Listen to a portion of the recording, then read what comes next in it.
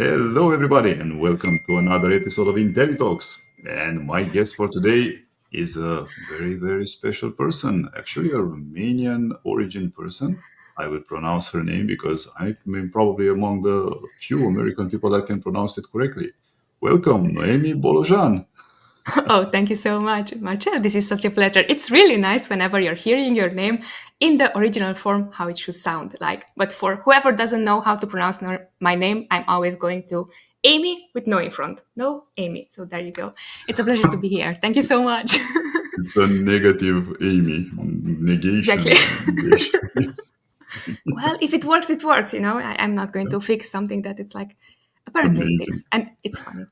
Yeah. Super. Noemi, please let everyone know a little bit about yourself and Mhm. also tap into ScaleWave because you are the co-founder of ScaleWave. What is ScaleWave? Let Sure us thing. know afterwards. But yeah, let's Sure start with thing. the basics. Where are you coming from? So, where I'm coming from, that's a really good question. Originally, I was born in Romania. We are sharing the same birth origin place country. And we moved to the States 5 years ago. And now this is my home. Basically, I'm in Fort Lauderdale, Florida. And this is where I'm calling right now. We've been running a PPC agency or PPC specialized agency for the past 5 years. It all started by my ambition to, okay, I want to do something else with my life besides the 9 to 5 or besides the boring stuff. I started selling on Amazon. We started our own brand. Little did I know how few skill sets did I had in order to be successful. However, what I noticed is within the first year of selling on Amazon and actually launching successfully a product, which is, as you know, Marcel, 90% of businesses are going to fail not because there is not a good product, but structure is not there, skill set is not there. And sometimes it's also because of luck. Luck is not there just because you did not position yourself in front of being lucky. So that being said, the first year, what I noticed is that actually people were interested in my skill set when it comes down to advertising, just because I'm coming from the music industry. I've been a professional composer, music composer for 15, 18 years almost, I and didn't know that. All right. yeah, there you go. Yeah, so I had nothing to do with Amazon, with spreadsheets, with I don't know, how does the product looks like with design, with SEO and so on. So I really felt the urge that I want to make successful my brand. And that's why I invested, I would say even 10,000 hours right now, looking back, even more than 10,000 hours into crafting my skill. Because you can come from the mindset, or either you know already what you're doing, you already have the super skillful team in place who's going to help you. Either just you're learning from the basis and you're going to make it successful. And I'm the latter one, right? So based on that, this is actually how 𝗲𝗃𝗃 was born. And actually, that's also how we met, I believe, 2 years ago, 3 years ago at Prosper. Yeah, prosper. Yeah. So long story short, Amazing. here I am talking with you. Yeah, so happy to have you here. And in the context of our topic for today, I'd like to, because you mentioned luck there, I see luck Yes. because I found this definition of luck and I resonate with it very much. People call it luck and they say, it just hits you in the head, you're lucky. It's never like that. Luck No, is whenever preparation meets the actual opportunity. right. So you have to be 100%. prepared to see the opportunity and seize it and take advantage of it. It's not like, it hits you. I was lucky. I don't know what happened. Nope. Yeah. Nope. You can be, I love that. I think that this can be a really good prelude to our discussion, because I do genuinely believe that you have to put yourself in front of luck, and that means that you, in your power, are going to do the best things possible to you, to your powers, or even more if needed, just to get where you want to get. And that means resilience. And that is actually one of the skill sets that most of the time I'm seeing business owners don't have, just because they are coming from the mindset, the 9 to 5, and they might think, I'm just going to, okay, want something else. I want to be my own boss. Little do they realize that from the 40 hours week, they are going to end up in 80, 100, 120 hours, and it's completely normal. That's super Oh, normal, you yeah. know? So, yeah. I All right. come from the 9 to 5 as well, Noemi, and you touched point very, very well there because my colleagues from my previous job, they're, looking and saying, hey, I was dreaming. actually at the beginning. Yes. I was aiming for, going into e-commerce, entrepreneurship, and work like the 4 week, 4 hours per week, right? Like Right. the what's it called? The book from Tim From Tim Ferriss. Ferriss. Yeah, Yeah, yeah, Tim yeah. Ferriss. The Yeah. 4 hour work week. I believe that's Yes. the name. Yes. Yeah. So everyone thinks it will be like that, but no, it's more and more work. But I guess I'm looking at my mindset because that's the topic for today. I believe we 100%. like it. So I believe I like it because otherwise I wouldn't be doing it. I'm not one of those guys that wants to sit and just, wait for the day to pass. It's really, really interesting. So, just to touch base on what you were saying, actually, I love to prepare for on my podcast. Doesn't matter if I know the topic, doesn't matter if I don't know the topic. And I was thinking just which are the things that I can really add value to your audience right now. And one of the things that I was just thinking of, because there's this, sometimes there's gaps. So, the entrepreneurship journey is you're going to start and then you're going to be rewarded a bit, but then it's going to be minus, then rewarded a bit more, and then 2 times minus, and then up and down, up and down. And the thing is that you really have to have a lot of self-discipline when it comes down to the whole process. And not only that, but be okay with the fact that most of the time it's not going to go right, and that is the way how it's supposed to be, just because you don't have those skill sets yet. And what I'm seeing right now to people who are just as you describe, people who are do, it means that you were rewarded for either the hard work, either you had lots of small wins. But when you don't have that, you can get into a very like depressive mindset. Okay, it's so hard, 2 years, 3 years in, as an entrepreneur, as like I just built all these, I had zero skills. And what I'm noticing is actually it has to do with the mindset of recognizing that delayed gratification is going to be there. So if you're not finding a way for yourself how to reward the small wins, how to mentally check like, oh, it works, you're going to reward for yourself for something that doesn't work. And it's just going to emphasize how hard it is. So I really love that you touch based on that. Now let's look into the mindset a bit and see how we can identify, or for example, for an e-commerce entrepreneur, how can they actually recognize that their mindset is not exactly aligned with their objectives? Let's talk a little bit about this one. What do you think, Noemi? So I believe that first off, you need to know what your objectives are. Then you have to know if those are realistic. And if they are realistic, what are the resources that it needs? Giving you an example. So for right now, actually, I was just chatting with one of our dear friends and also clients. And they were just saying, I don't know what to do. I want to grow this brand as quick as possible. I'm going to launch as many products as possible. And I'm going to do all the things that technically on the paper are right. But what we always miss somehow is, all right, which are the resources to get there? Because, for example, we are in e-commerce. We clearly know that it adds up. If you want to get to 50,000 revenue, you have to have at least one product that makes 50,000, 5 products that makes 10,000, 2 products that makes 25,000. And then based on that, you can calculate, all right, what are going to be the resources needed here? But most of the time, what is happening is that we know this only now, because in the hindsight, we can connect backwards the dots. Someone who's totally new, someone who has the willing, has the power, they're putting in the effort, they might not have the same skill set just because they didn't have the same experiences as us. So I think it's really a disconnect between the two, because you might be willing to put in the effort and one more, but if logically, mathematically, it's not adding up, it's going to be, you're going to have always a hard time and you're going to be always frustrated just because you don't know how it's supposed to be done. Does it make sense? Definitely, yeah. And I truly resonate with that because at the end of the day, on paper, yeah, we do have the idea on where we want to go, and it's important to put it down. Otherwise, you have no plan, so you're just going anywhere the wind blows. So that's not a good thing. And yeah, as soon as you get into production, you need to definitely match it to the real life. But yeah, that's amazing. With ScaleWave, you are servicing PPC clients, so I'm sure you see this like every day, and you have a lot of cases you can share with us. But what would be, from your experience, the number one, except for the example you just mentioned, the number one, let's say, blocking point in the mindset of entrepreneurs out there, and not as a blocking point, but rather as a let's say, mindset and objectives not being aligned, what would be the number one that resonates on your side? Um, Because I yeah, Yeah, go on. from the PPC perspective, because Yeah. as business as a whole is a different animal, so to speak. But when we 100%. talk about the advertising part, and I've seen also, we're also seeing a lot of examples, a lot of clients. Everyone is in it for the money. I mean, we are chasing the money at the end of the day. I'll explain my view on this first.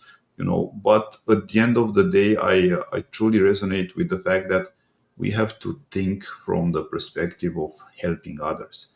And in marketing, of course, there are two things, that we can offer to the public. We can offer them pain, solving a problem, or pleasure, giving them pleasure out of the products that we put out there.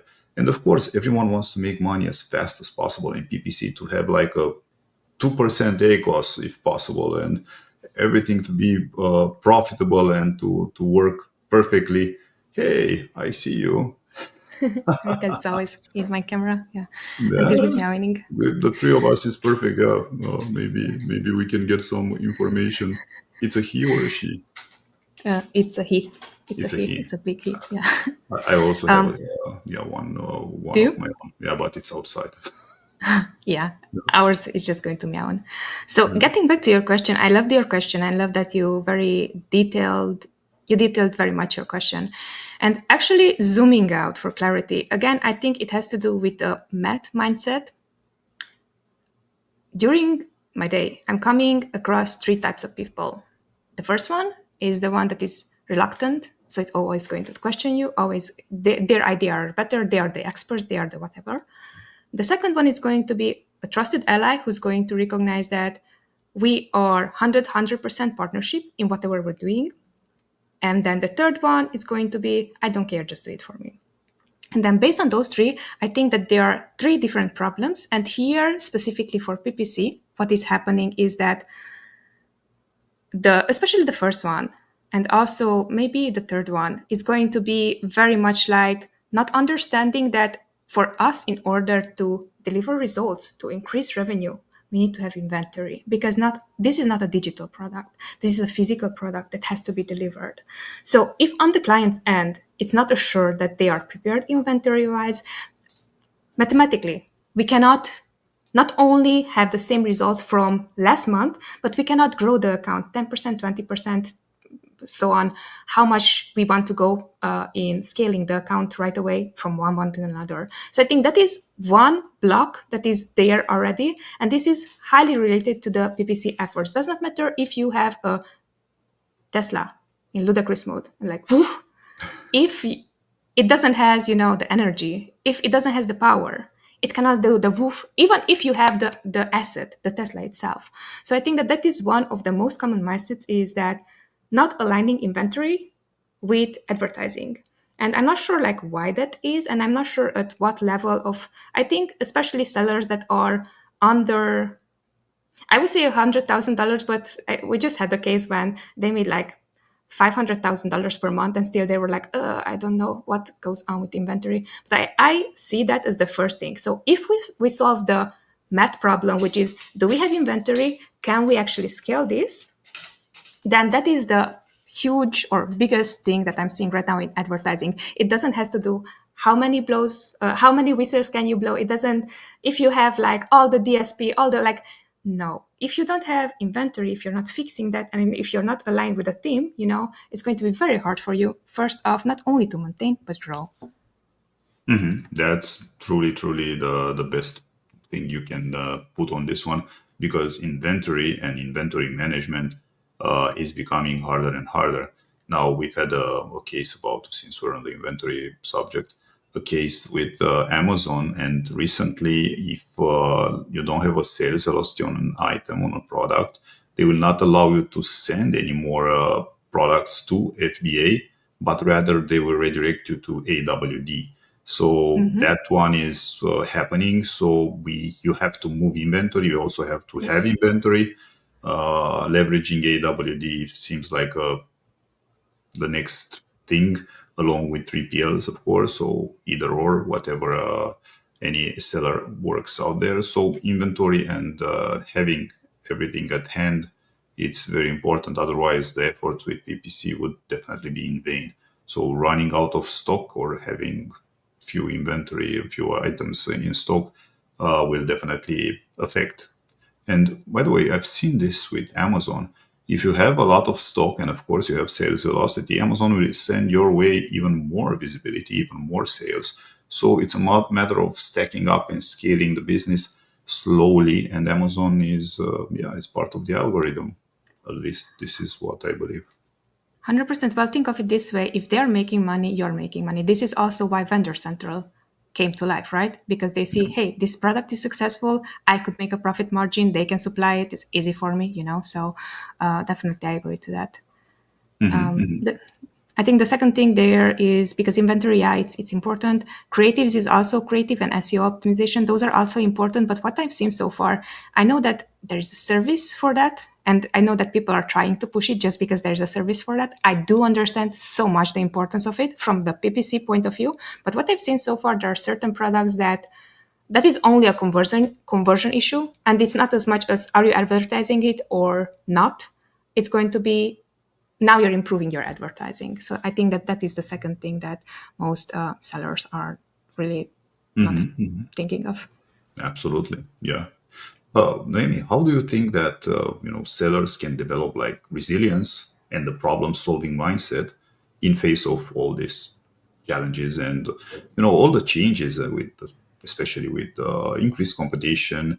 I don't know, Amazon policy changes, now the tariffs, since this one is very, very hot right now. I truly believe that mindset has everything to do with these changes and with this kind of things that happen in business. What are your thoughts? So I do genuinely believe that most people don't want to recognize the basic fact, which is zooming out for clarity. Is everything unfair? What is happening right now is does everyone wants a piece of your pie? And they do. But the mindset there is just because you're thinking that things supposed to be fair and they are not fair, because they're not fair, to be honest, right? But just because thinking that things should be fair, that is going to be the biggest disadvantage that you can give and the biggest biggest disadvantage that you can give yourself and biggest opportunity that you can give to your competition. Why I'm saying that is because right now, if you're preparing with the mindset, Amazon is ever changing, Amazon aims to make as much money as possible. Amazon is a business. Amazon is going to be looking for their business to make as much money as possible. So do you. So that is the very important mindset to understand. It's just like, am I going to be allowed to play on their platform? And if so, I must be okay with the fact that it might be a listing takedown. It might be a freaking, the video that I just invested $2,000 in, they're just going to say, no, this violates the policy, and there's so many things that can happen, So the sheer fact that you're accepting that there's no fairness, and fairness, actually, everything is going to be unfair, it's going to put you in a different position because you can be either the victim of this is what happened to me, either the hero of the story, and you can just be the hero of your own story. And I know it sounds a bit more like high end and so on, and we are talking about Amazon and business and like something that is super tactical. What I'm noticing is if you're not tactical with your own mindset and the way how you're seeing the business and who you are within the business, knowing your place within the business, Amazon is always going to have the upper hand just because you are needing something from Amazon. Amazon needs nothing from you, So putting yourself in that mindset, I think already is going to be a huge winner, and especially for first-time sellers who are just coming to the platform because they don't know what they don't know, So being prepared with that is going to be huge. Yeah, that's incredible. Also, I have I've seen this recently, and you just mentioned now that they don't know what they don't know. So it's this pie chart, very nice. And it's a small piece of the pie here, everything that we know. It's a very small one, everything that we know. There is another smaller, but let's say a bit bigger one, that what we know, we don't know. So we know that we don't know a very, very small portion there. And the rest of the pie chart is everything that we don't know that we don't know. And this is applicable to pretty much every person on this planet, because at the Same. end of the day, we don't know a lot of things. So trying Yeah. to understand everything is really too much. But I loved what you just described there, Noemi, and I But just if want it, to go ahead. Go ahead. sorry, if it's okay, I do want to add something there that you just emphasize so much, because the way how you can see the pie chart is, to be honest, I am the glass half empty type of person. But still, within what you just described, the pie chart, you're saying that it's just only a small percent that you know, that you don't know, right? Or that you know. So why is that so important? Is because what is the most important thing there for you is knowing that most people want to make money, most people are going to take advantage, most people are going to do things unethically, and you have to be okay with that. Because if you're not okay with that, then all the what you know and what you don't know is going to aggravate even more the situation, just because it's so much of it, you know. So I really love that you touch base on that. Mhm, mhm. Also, I truly believe it's always, and in life, it's a matter of perspective. You know, Right. whenever you look at a problem, you see it from one perspective. In order to analyze the problem truly, I truly believe that you need at least two perspectives, at least. So whenever you say, okay, this is the problem, wait, this is the problem from one perspective. Shift Right. your perspective and look from another angle. Try to see, okay, now it looks a bit different. And if possible, go from another angle and get to the third perspective. That will get you to hero mode even Yeah. better. You know, the Yeah. more perspectives you get, the more of a better analysis you can put on the table, and you can, just improve whatever you're doing. At the end of the day, we're of course in it for the money, but the money is not the end goal. And a lot of people are chasing money. I truly believe that, money is, I believe that's the correct grammatical explanation. I'm from Romania, sorry about that. So money is the fuel that we need, is not the destination, is not the scope of the business. Yes, we need Yeah. money to do everything, but the business will survive with money. But this is Yeah. not the purpose. The Yeah. purpose is actually to help people out there, to help ourselves. At the end of the day, we improve ourselves every day.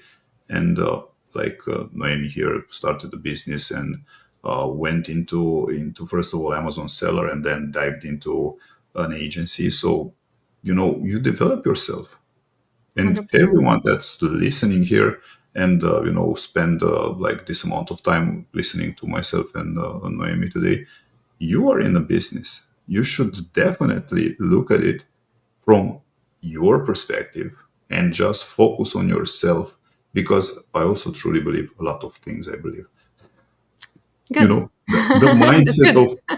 mindset of the owner will drive the growth of the business.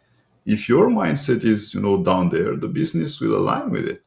The more you invest in yourself and you grow, then the business will also thrive with you. So at the end of the day, if you look at it from this perspective, and this is one perspective, just try to invest into the number one asset that you have for this lifetime, yourself, at the end of the day.